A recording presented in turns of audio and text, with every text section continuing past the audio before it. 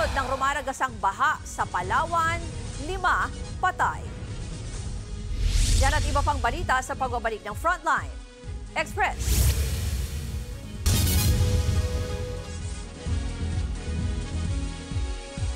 Tambalang matunog sa radyo. Excited na ba kayo? May mga nagbabantagunan. Live sa RPTV para sa mga pinaka-importanting balita. Magsipag-resign na po kayo, sir. Muling isinailalim sa state of calamity. Makabuluhang impormasyon at inspirasyon. Psychological incapacity na ginagamit ng Diyos upang gabayan tayo. Higit sa lahat, public service. Maraming salamat, Panginoon. Alam kung gaano ako kasaya. Ted Filon, DJ Chacha, Lunes hanggang Biyernes, RPTV para sa Pinoy. Mas pinatatag at pinalakas pa ang puwersa. Hindi titigil sa pangangalap ng mga istoryang kapaki-pakinabang. Maghahatid ng konkreto, kumpleto at komprehensibong mga impormasyon para sa may alam at may pakialam. Kami ang Frontline Pilipinas. Bago pumili ng mga senador at kongresista, alam mo bang mga tungkulin nila ang pangunahing trabaho nila?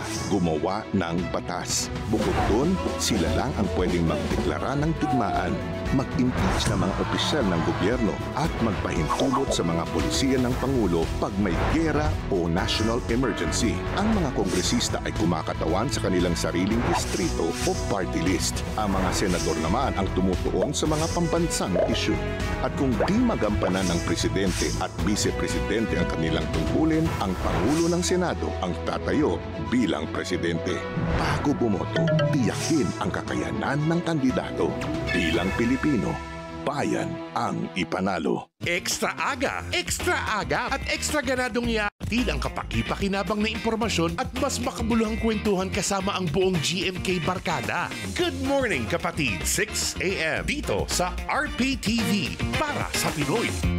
Ang tambalang matunog sa radyo. Excited na ba kayo? May mga nagbabantagunan. Live sa RPTV para sa mga pinaka-importanting balita. Magsipag-resign na po kayo, sir. Muling isinailalim sa state of calamity. Makabuluhang impormasyon at inspirasyon. Psychological incapacity na ginagamit ng Diyos upang gabayan tayo. Higit sa lahat, public service. Maraming salamat, Panginoon. Alam kung gaano ako kasaya. Ted Filon, DJ Chacha, Lunes hanggang Biyernes, RPTV para sa Pinoy. Mas pinatatag at pinalakas pa ang puwersa. Hindi titigil sa pangangalap ng mga istoryang kapaki-pakinabang. Maghahatid ng konkreto, kumpleto at komprehensibong mga impormasyon para sa may alam at may pakialam. Kami ang Frontline Pilipinas. The 2025 NBA All-Star Weekend is heading to the Bay Area. Witness the razzle-dazzle skills,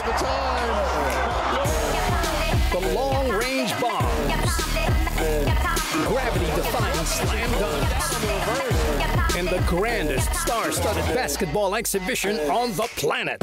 Catch the NBA All-Star Weekend from February 15 to 17 on NBA TV Philippines, One Sports, RPTV, and Pilipinas Live. The future stars and exciting prospects will shine once again in this year's NBA Rising Stars Challenge.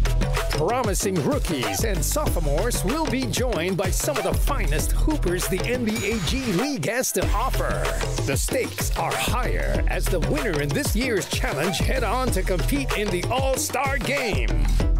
Catch the 2025 NBA Rising Stars Challenge, February 15, 10 a.m. on NBA TV Philippines, One Sports, RPTV, and Pilipinas Live.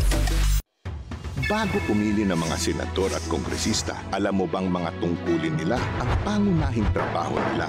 Gumawa ng batas. Bukod doon, sila lang ang pwedeng magdeklara ng digmaan, mag-impeach ng mga opisyal ng gobyerno at magpahintulot sa mga polisiya ng Pangulo pag may giyera o national emergency. Ang mga kongresista ay kumakatawan sa kanilang sariling distrito o party list. Ang mga senador naman ang tumutuon sa mga pambansang issue. At kung di magampanan ng presidente at vice-presidente ang kanilang tungkulin, ang Pangulo ng Senado ang tatayo bilang presidente. Bago bumoto, tiyakin ang kakayanan ng kandidato. Bilang Pilipino, bayan ang ipanalo.